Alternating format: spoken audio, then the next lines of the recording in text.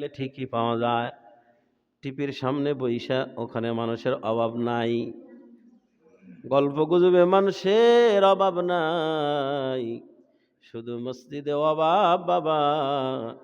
এখন হয়তো আব্দুর রাজ্জাক বুয়াপুরীর কথা বুঝে আসবে না, ভালো নাও লাগতে পারে, কিন্তু যেদিন মরবেন বাবা, কবরে যাবেন, ওই দিন বুঝে আসবে। হুজুর বারবার একই কথা বারবার কত জমায় বলতো। দোকানে চাষটলে বইসা টিভি দেখতাম, কিন্তু নামাজে যাইতাম না।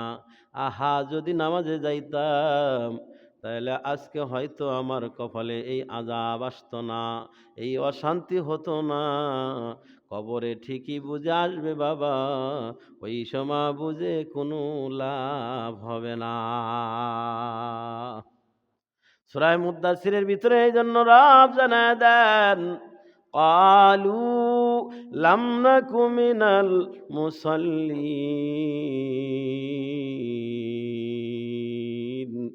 জাহান্নামীরা আযাবের ভিতরে থাকার পর তারা বলবে, বলে আজান হয়ে গেলে তোমরা যারা জান্নাতি তাদেরকে বলবে, আজান হয়ে গেলে তোমরা মসজিদে দৌড়াইতা, কিন্তু আমরা দোকানে বসে বসে সিনেমা দেখতেই থাকতাম, চাষটলে বসে বসে গল্প করতেই থাকতাম, আমরা মোরে বইসা বইসা মানুষের গীবত আর শেকায়েত নিয়ে বসেই থাকতাম, মসজিদে যাইতাম না, যার কারণে আজকে জাহান্নাম।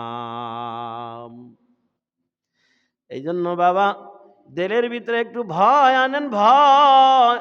কারণ আপনার বয়সের তো অনেক মানুষ দুনিয়া থেকে চলে গেছে বাবা, তারা আপনাকে মেসেজ দেয়া গেছে, এ ভাই তোমার বয়সের কত মানুষ তো দুনিয়া থেকে চলে গেল, আপনার আমার বয়সের মানুষ কি মরে নাই? কি বলেন, মরছে না মরে নাই?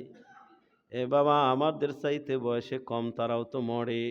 তার মানে আমাদের মেসেজ করে যায় যে সাবধান হয়ে যাও, আমি তো চলে গেলাম, তোমার বন্ধু ছিলাম, ক্লাসমেট ছিলাম, আমি মসজিদের খাটে উঠলাম, সাবধান হয়ে যাও ভাই, তোমাকেও কিন্তু এই খাটে ওঠা লাগবে, তোমাকেও মরতেই হবে।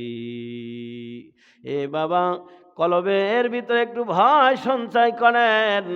কত সুস্থ মানুষ, কত সুস্থ মানুষ দুনিয়া থেকে চলে যাইতেছে, নিজের চাইতে বয়সে কম চলে যাইতেছে। এই জন্য বাবা, যত কিছু করেন নিজের স্বার্থটাকে আগে হাসিল করে নেন, নিজের স্বার্থটাকে ঠিক করে নেন বাবা। দুনিয়ার স্বার্থর কথা বলি নাই, আখিরাতের স্বার্থ, যা আপনার সাথে কবরে থাকবে, যা আপনাকে জান্নাতে পর্যন্ত পৌঁছায় দিবে, ওই জিনিসগুলা হলো নিজের স্বার্থ। যেমন নামাজ, এই নামাজ আপনাকে ছাড়বে না যতক্ষণ জান্নাতে পৌঁছে না দিবি। পয়গম্বর বলেন, ইযা বুযিয়াল মাইয়িতু ফি কবরিহি জাআল কুরআনু ইনদা রাসিহি ওয়াস সালাতু আন ইয়ামিনিহি ওয়াস সিয়ামু আন শিমালিহি ওয়া সাইরুল হাসানাতি ইনদা রিজলাইহি।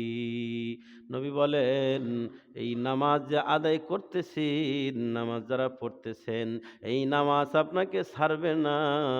কবরের ভিতরে ডান পাশে নামাজ আপনাকে পাহারাদারি করতে থাকবে বাবা।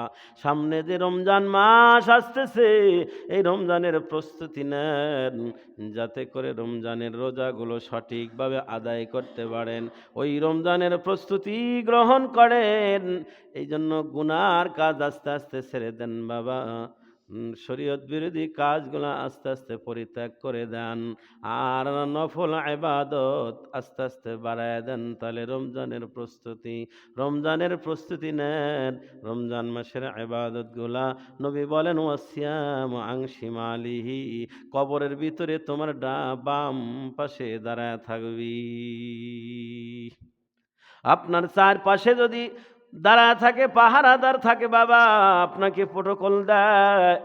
আপনার যেমন জানের নিরাপত্তা থাকে দুনিয়াতে, যেমন বড় বড় মানুষের সামনে পিছনে ডাইনে বামে পুলিশ পাহারা দেয়, বলে শত্রুর আক্রমণ যেন না হয়, শত্রুর আক্রমণ হলে যেন আগে পুলিশের গায়ে লাগে, নেতার গায়ে যেন না লাগে। কবরের ভিতরে যদি আপনার চারপাশে পাহারাদার